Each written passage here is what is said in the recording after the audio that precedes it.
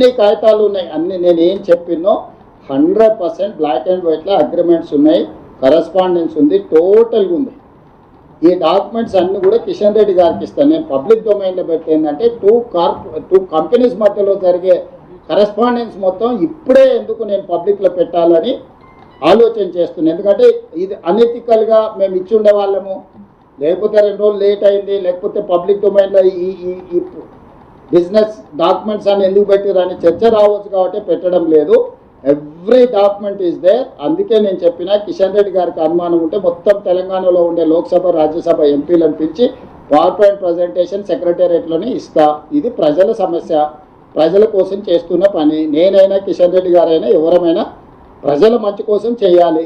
కాబట్టి కలిస్తే ఎందుకల్లా అపాయింట్మెంట్ ఇప్పి నువ్వే ఫిక్స్ చేసుకోరా, ఎప్పుడో టైం చెప్పు. నేనే కాదు, మా మంత్రులను కూడా తీసుకొని వస్తాం. మా హైదరాబాద్ రంగారెడ్డి జిల్లా ఇన్ఛార్జ్ మంత్రులు, నేను, మా ఎమ్మెల్యేలు అందరం కలిసి వస్తాం. కిషన్ రెడ్డి గారు ఎప్పుడు చెప్తే అప్పుడు వస్తాం. నాకేం పోయినా కదా, ఆయన ఇంటికి కూడా పోయి కలిసి వచ్చిన 2 సార్లు ఢిల్లీలో, తెలుసు కదా. నేను ప్రజల పని మీద ఎవరి దగ్గరికైనా వెళ్తాను. నాకు అట్లాంటి భేషజాలు లేవు. పైరవికి వెళ్ళాలంటే మనం మోమాట పడాలి, కానీ ప్రజల సమస్యల మీద వెళ్ళి కలవడానికి మనకేంది. నీకే బాధ్యత ఇస్తున్నా.